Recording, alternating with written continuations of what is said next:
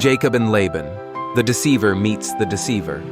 Welcome to In God I Trust, where we share profound Bible stories that teach us life-changing lessons of faith, redemption, and God's providence. Today, we're exploring the intricate story of Jacob and Laban, a tale of deception, family conflict, and divine intervention.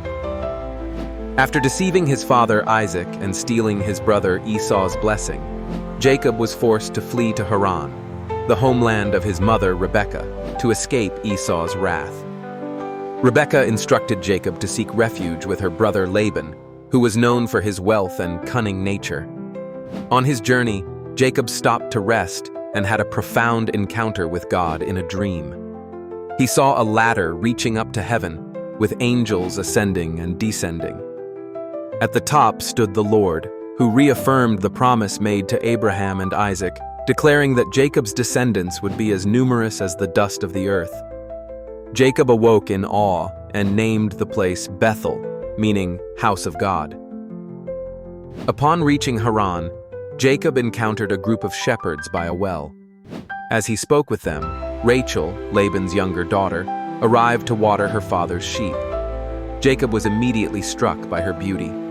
He removed the stone from the well and watered her flock, then kissed her and wept aloud, revealing that he was her cousin. Rachel ran to tell her father, and Laban welcomed Jacob with open arms, embracing him as family. After staying with Laban for a month, Laban asked Jacob, "What should your wages be?" Jacob, who had fallen deeply in love with Rachel, agreed to work for Laban for 7 years in exchange for her hand in marriage.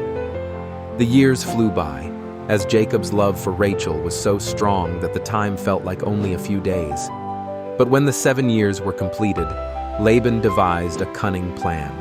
He held a great feast to celebrate the wedding. But that night, under the cover of darkness, he brought Leah, his older daughter, to Jacob instead of Rachel.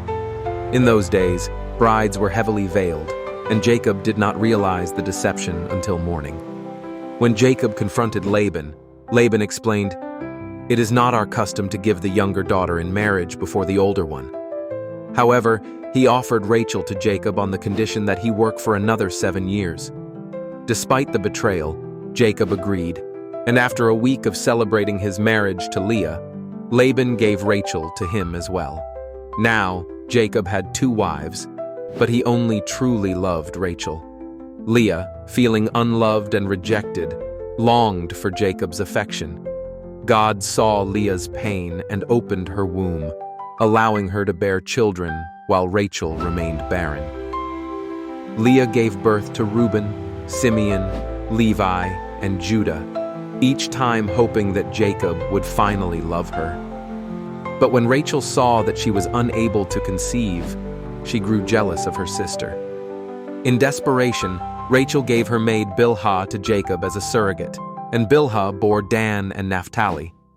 Not to be outdone, Leah gave her maid Zilpah to Jacob, and Zilpah bore Gad and Asher. One day, Reuben, Leah's oldest son, brought his mother some mandrakes, a plant believed to aid fertility. Rachel begged Leah for the mandrakes, and in exchange, Leah allowed Rachel to send Jacob to her tent that night. As a result, Leah conceived again and bore Issachar, Zebulun, and a daughter named Dinah. Finally, God remembered Rachel and opened her womb. She gave birth to Joseph, who would later become Jacob's favorite son. After 14 years of labor, Jacob asked to return to Canaan with his wives and children.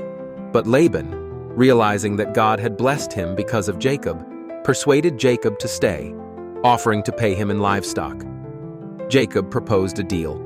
He would take all the speckled, spotted, and dark-colored animals as his wages. Laban agreed, but secretly removed all such animals from the flock, leaving Jacob with only solid-colored livestock. However, Jacob employed a cunning breeding technique involving striped branches, ensuring that the strongest animals produced speckled and spotted offspring, increasing his wealth significantly, while Laban's herds grew weaker. Laban's sons became envious and accused Jacob of stealing their father's wealth. Meanwhile, God instructed Jacob to return to Canaan, promising to be with him. Jacob secretly gathered his wives, children, and livestock and fled without informing Laban. Before they left, Rachel stole her father's household gods, perhaps seeking to secure a blessing or inheritance. 3 days later, Laban learned of Jacob's departure and pursued him. When he finally caught up, Laban accused Jacob of stealing his household gods. Unaware of Rachel's theft, Jacob allowed Laban to search the tents. Rachel, hiding the idols in her saddle, sat on them and claimed she was unwell, preventing Laban from discovering the theft. Despite the tension, God warned Laban in a dream not to harm Jacob. Laban and Jacob eventually made a covenant at Mizpah, setting up a heap of stones as a witness between them, declaring, "May the Lord keep watch between you and me when we are apart from each other." Laban then kissed his daughters and grandchildren goodbye and returned home, while Jacob continued his journey back to Canaan, where he would soon face a dramatic reunion with his brother Esau. Lessons from Jacob and Laban's story. The story of Jacob and Laban is a powerful example of how deception breeds more deception. Jacob, who deceived his father and brother, was himself deceived by Laban, learning firsthand the consequences of his actions. Yet, despite the manipulation and conflict, God remained faithful, protecting Jacob and blessing him abundantly. The story also teaches that God can use even our flawed and sinful actions to fulfill his divine purposes, as he did through Jacob, who would become the father of the 12 tribes of Israel. Thank you for watching. Don't forget to like, share, and subscribe for more captivating Bible stories and life-changing lessons from the Word of God. Stay blessed.